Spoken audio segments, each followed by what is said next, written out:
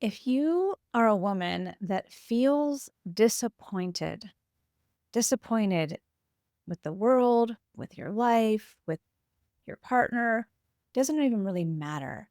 But if you are relating to this feeling of being disappointed, I want you to hear me out. This might be the most powerful affirmation you've ever heard because there's something that I'm seeing more and more.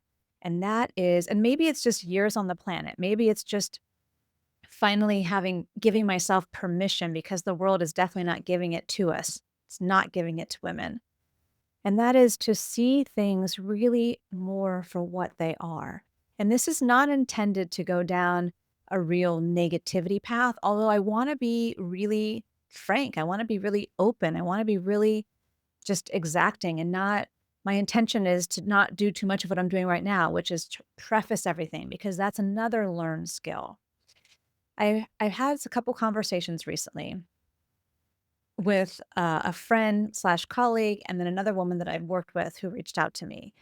And the theme of it right now is giving more voice and more words, more conversation, more affirmation to the experiences, the many different experiences that women have in the world as we know it today and how much of who we are and how we show up was learned here, was conditioned, was brainwashed, was coming through the roles that we've all assumed.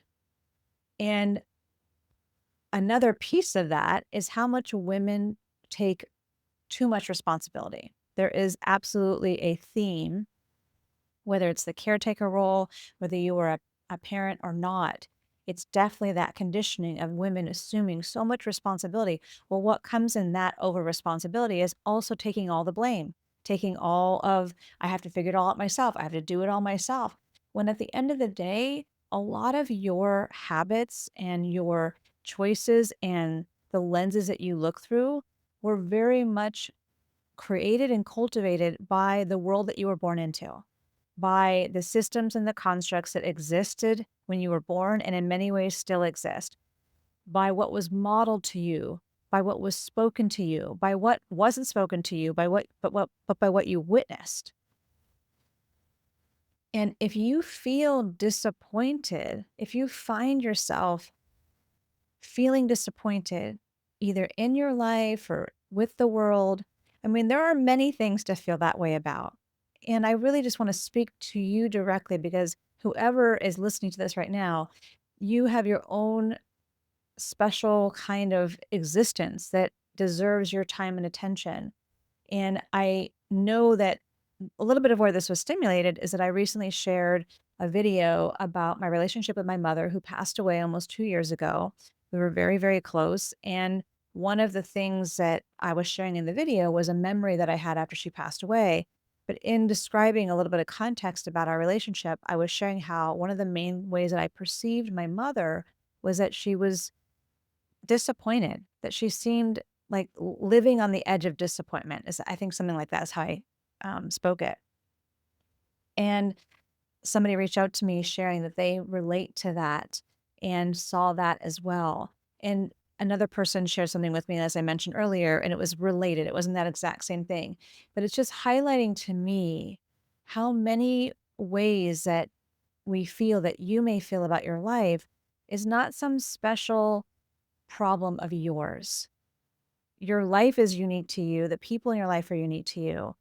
But it's just not that simple. And I think what I really want to share in this video is just giving it a little bit of affirmation and validation because I think one of the things that's so challenging for women, and I'm seeing this more and more with high producing, high achieving, high functioning women, of which I experience myself to be one of those as well, is that all the things that really are in our way, we also have to remove them. We have to remove them and we have to build what it is that we need to thrive. It's not going to happen for us. It's not going to be created by anybody else. And we could easily like throw our hands up and think, okay, we got to do that too. And the answer really is yes. The flip side is that I don't know about you, but I would much rather be a woman than not. But I want to speak a little bit more to this disappointment. It is, there's definitely a perspective and a point of view that I could offer, and I will offer, that we get to decide what we want to rest in, what we want to stay, what we want to allow be like the final word, if you will, be the story that we carry.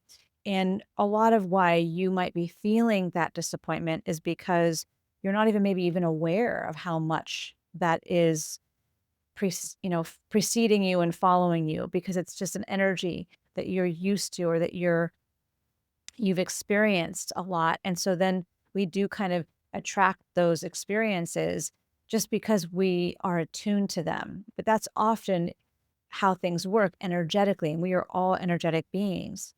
It's also important to acknowledge that the world is not, the world has let down women. The world does make women do more, be more, prove. All of those things were not something that we created. It was here when we arrived, and it's been going on, and it's still going on. So the opportunity to shift from disappointment becomes our work. And in many ways, like I said a moment ago, we could throw it in there as like, we got to do that too. And it's also really about our own sovereignty, our own taking 100% responsibility just for our own existence, which every human needs to do that in order to really live the life they want. But I also think it's important to acknowledge the physical world truth.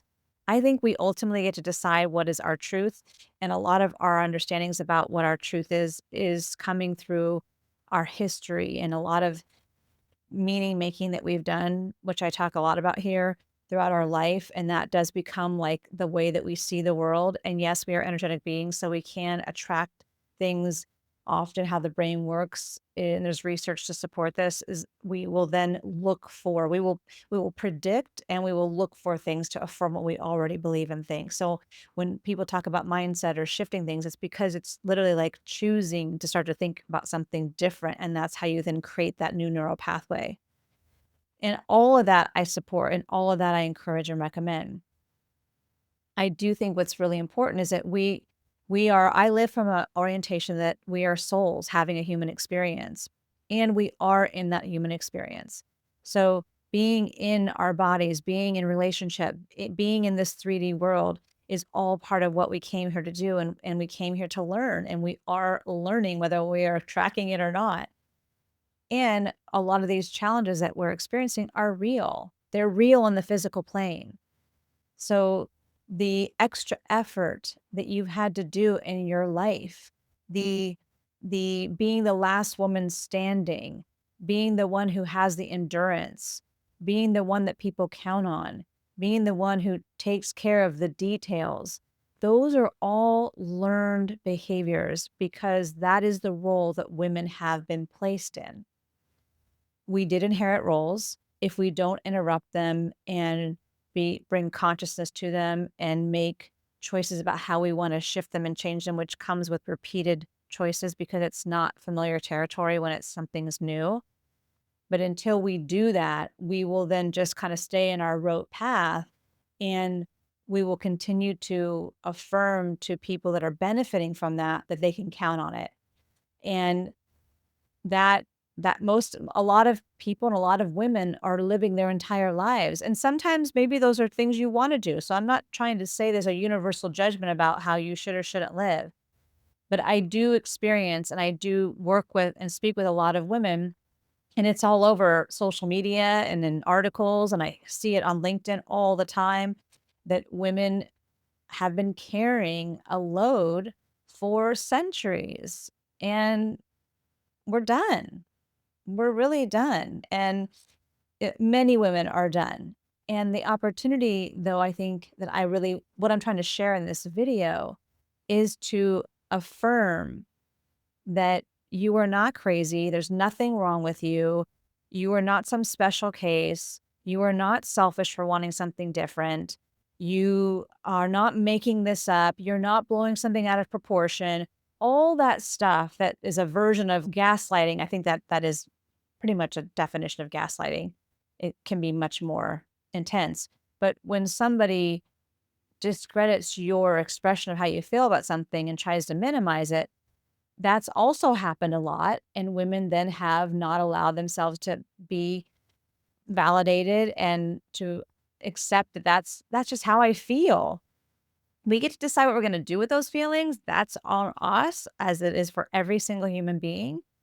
But first acknowledging that it's real, that you have been kicking ass and taking names for a really long time.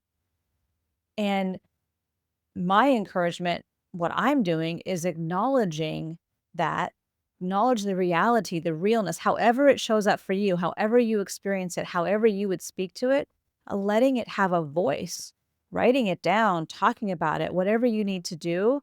But it needs validation, it needs airtime, it needs to be heard. And then you can decide what you want to shift and change and recognize that nothing like that usually behaviorally can happen overnight. And oftentimes we wait too long to do that because we've been living in a world where women don't feel permission to do that. And then you get backed up and then you're resentful or you're really unhappy. And then that's where things can get really, really confusing. A lot of relationships break down because they just never really had skills on how to communicate and how to even know what we want. So acknowledging that it is real. And if you are disappointed, that's okay. You can decide what you want to do with that, but there's nothing wrong with feeling disappointment, acknowledging your disappointment. It doesn't mean that you're disappointed with anyone in particular unless you decide to acknowledge that. It doesn't mean that you're disappointed with your whole life. It doesn't have to have some broad brush against you, but allowing it to have a breath is really what I'm advocating for. It's what I'm bringing forward in this video because it has been, in my experience of almost 3 decades and using and leveraging and applying my master's degree in spiritual psychology, which was highly experiential and was with 40 plus different skills and techniques. It really is about allowing something to have a voice.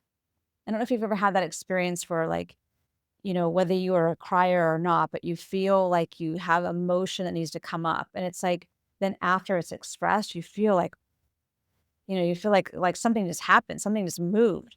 That's what I'm talking about. It's the same thing. It needs to be expressed, it needs to be acknowledged, it needs to have a voice.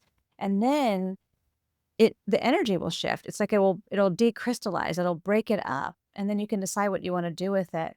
But if you stay stuck in the disappointment and you then put your flag there, then everything that happens from that perspective is really it's on you. You get to decide that. And staying in a place of disappointment and continuing to operate from a place of disappointment will not only attract more of that, but it will keep your energy and your vibration low. And, we it'll be like a self-fulfilling prophecy. But I just wanted to be the voice that says, I see you, I know you. And I would offer that most women know exactly what I'm talking about because this has been the role that we inherited by being born. That's it. I hope this was useful. I would love to hear from you, how this shows up for you, what I maybe missed, what supported you. Any questions, feel free to land it in the comments. I would love for you to be on this journey with me. My name is Jennifer Herrera, and I'll see you tomorrow.